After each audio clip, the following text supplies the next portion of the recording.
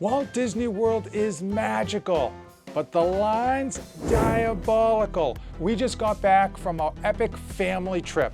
4 parks, 4 people, no meltdowns, and no marathon waits. Whether this is your first time to Walt Disney World or your 15th, you need to see how we skip 90% of the lines. The No Fade channel checking in. Jonathan here. Day 1 of the Disney trip, and we are gonna blitz Epcot. This was supposed to be a chill family vlog video, but honestly, I think you are gonna get way more out of the top 7 hacks we used to skip most of the Walt Disney lines. Number 1, and the biggest of them all, avoid the crowds by purposely planning your vacation during the slow periods of the year.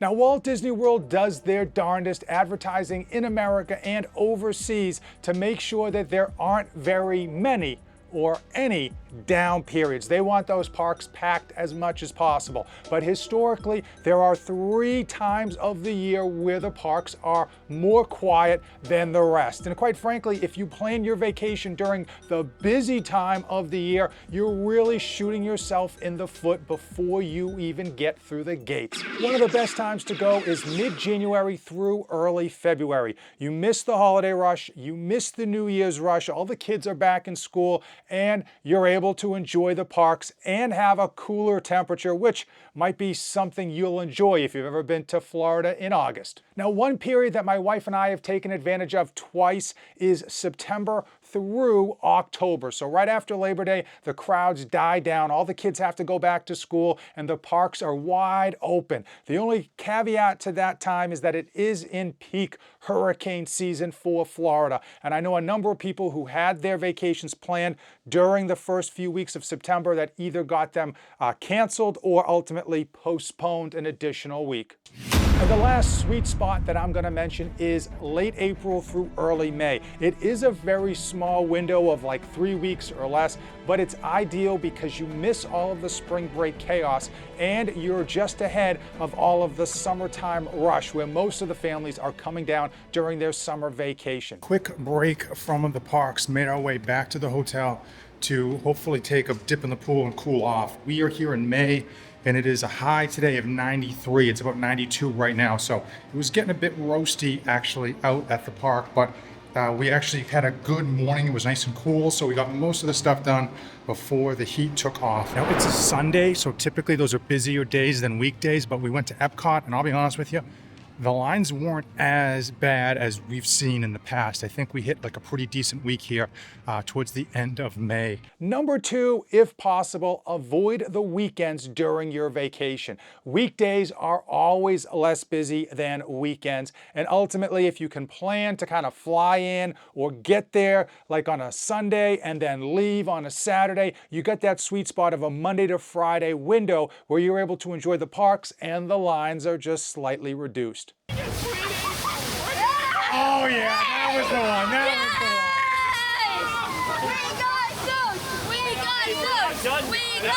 Number 3, stay on Walt Disney property. In the past, people used to save a boatload of money by trying to stay outside of the park. And the problem with that is currently there are magic hours, meaning you get extra time in the park if you are on property. And those magic hours are worth their weight in gold. Plus, you don't have to spend a fortune to actually stay on the property. You can go with their budget hotel options. My wife and I have always stayed at the All-Star Music or the All-Star Sports, and we thought they were absolutely perfect in terms of cleanliness, in terms of location to the parks, and the price point was fantastic. Now, the rooms might feel a little bit small, but at the end of the day, if you're going on a Walt Disney vacation, you don't need to even be in the rooms very much outside of sleeping. Cannonball! Number 4, get to the parks before rope drop. And if you're not an early bird, you better learn to become one because it is the best way to get into the park when all of the lines are literally 0. First ride down, Frozen is in the bag, and we are trying to get as many rides done before the lines get long, and then our fast passes will hopefully kick in. What are your thoughts? Cool sunglasses! That'll be all, folks. Now, when you get to the park, if you have those early magic hours, you're able to get into the park, and not all the rides will be open. There will be a few rides that are, and you're more than welcome to hightail it to those rides. But if you're looking to get on one of the more popular rides that isn't opened when the rope drops, guess what? The best thing you can do is send your fastest walker to that ride to hold your space in line. As an example, we did that this time around for Slinky Dog. We got in, I hightailed it all the way to the end of the park with the backpack on while my family just kind of moseyed on along. I got into the line, and by the time the kids showed up, it was only a few more minutes before the actual ride started to open and started to run. Powering up! Here we go! Hey, look at the accelerator!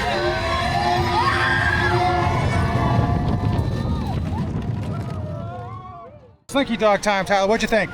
That was awesome! Number 5, if your family can handle it, stay late. A lot of people, especially those with families, will dip out at the end of the night in order to either go home because their kids are pooped and exhausted, or get a good spot for the fireworks shows. All right, we're leaving Magic Kingdom. That is a wrap for day 3. How you feeling, bud? Tired. Ditto. A lot of the lines actually come down in length because people just aren't there to clog them up. My family actually didn't take advantage of this mode because by the time nighttime rolled around, the kids themselves, yeah, they were exhausted, and we needed to get them to bed before we had to pay the consequences. And a few times that we did stay late in the parks, as I mentioned, we all wanted to see fireworks. So what did we do? We went to get a good spot to see the fireworks. You ready for fireworks, Rosie? Yes! Tyler, you ready for fireworks? Probably. Now, the only problem with staying late is you got to pay the piper the next day. So if you want to be an early bird the next day, you're going to be running on a little less sleep than you might be used to. Last night, you ready to go home? You ready to be done with Disney or what? Yeah, I'm ready to be done. Like, it's fun for the first 3 days. Yeah, it's hard just having no lines and having your parents rush everywhere in order to get you. Give me that camera! But sometimes you've got to kind of drop the hammer, redline that engine until the wheels fall off if you want to get a good Walt Disney World vacation without having to wait in tons of lines. Number 6 is a controversial one, and quite honestly, it hurts my feelings to even bring it up, especially as a frugal dad. And that is, you need, that's right, need to pay for the lightning lanes. It hurts. I hate it. I know that people pay an expensive amount for the ticket. They don't want to pony up extra money every day of their vacation for every family member that they have for these lightning lanes. But if you don't want to wait in copious amounts of lines, you better pay for those lightning lanes. Here's the lines that we are avoiding. In order to get the most rides out of your lightning lane throughout the day, the ideal way is to simply park hop in the afternoon or late afternoon to another park, because once you use a lightning lane on a specific ride, you can't go on that ride again with the lightning lane. But if you go to another park, you're able to kind of clear a lot of what I would classify as B rides, where there is a significant line, something like 30 to 45 minutes, but you're able to lightning lane that because it's your first time in the park and you haven't lightning laned that for the day. Recap from yesterday, we went to Hollywood Studios, also known as MGM. We did a whole bunch of stuff and kind of made sure we got everything done while we were there. Stayed till about 3 and it got hot.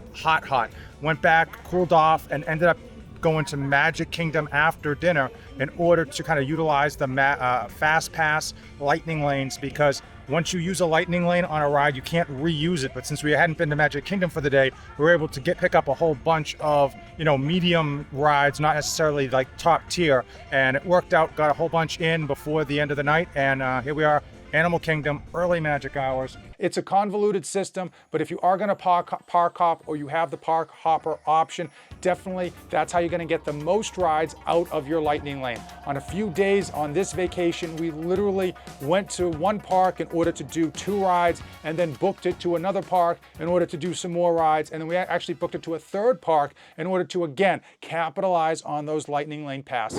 And I know while we're on vacation, we want to be enjoying ourselves, making core memories with our families. The last thing we want to do is be on our phones the whole time.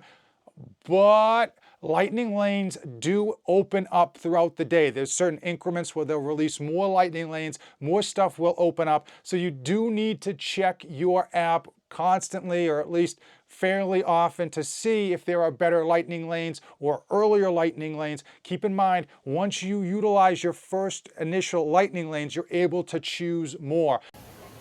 Frozen Round 2 Lightning Lane Edition. So you really want to get them as close as you can together in order to make sure that you're getting as many opportunities. For us, what we usually did, as soon as we went through the lightning lane, scanned our Walt Disney badges on our wrists, my wife got on the phone and she checked and saw and clicked and got another lightning lane before we had before we even got to the front of the lightning lane line for the ride that we were currently on.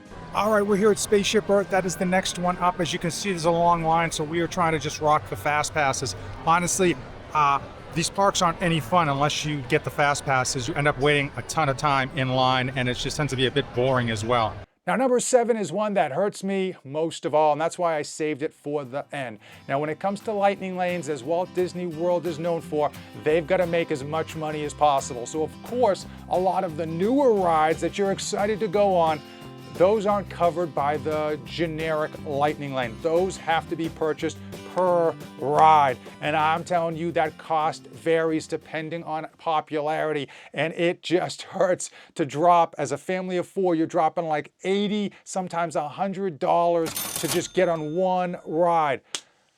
But I'm gonna tell you, it's worth it. I know, it hurts me. I'm not gonna say it. I mean, my wife literally had to like walk me off the edge in terms of how I felt about this, but it absolutely is worth it. As an example, we went on Tron. At the time that we got the lightning lane, we paid for that, I want to say $80. It might have been more. My wife likes to hide the actual amount so I don't get too worked up, but it was at least $80, $20 per kid. We cut through a 2-hour wait to get onto Tron. And I'm going to tell you, think about your vacation. You've got a 24-hour day that you have to enjoy the whole park, and ultimately you're gonna waste 2 hours of it in line for Tron. Hey, guess what? Spoiler alert, it's a 60-second ride. You're gonna wait 2 hours for literally 60 seconds worth of ride. And it was a great ride, and I'm glad we paid for it once so the kids could experience it. But I wouldn't wait 2 hours in that line. I wouldn't even wait 90 minutes for a 60-second line. It's just too much of your vacation time. Just got out of the Guardians of the Galaxy. First time getting on that thing. What did you think of the ride?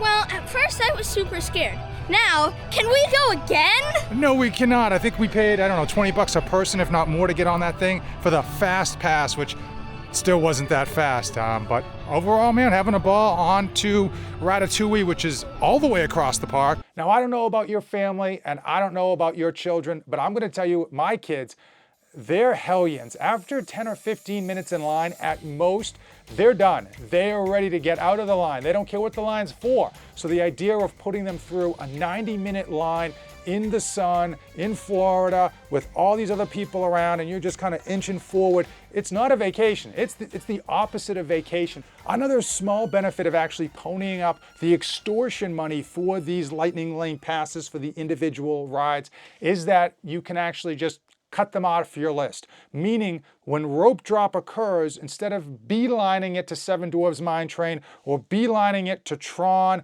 or Guardians of the Galaxy like everybody else is gonna do, you can go to some of the other top tier rides that have lines, but aren't gonna have as bad of lines, meaning you should be able to clear 2 or maybe even 3 rides before the lines pick up in the park. Using these top 7 tricks and hacks, my family was able to clear tons of rides, often multiple times, without having to wait in horrible lines. Now, I will say, you gotta go into your vacation with a plan, and you wanna plan your vacation as far out as possible. And keep in mind, even with a plan, sometimes you just get hit in the face. Always have a plan B on what you're gonna do if one of the rides goes down or is closed. First full day at Magic Kingdom, and we're gonna try to make the most of it. We got here as early as possible, and we're heading to Peter Pan's Magical Flight. Houston, we have a problem. Like all of the best laid plans in vacation, our hope was to actually get on the Peter Pan flight. But guess what?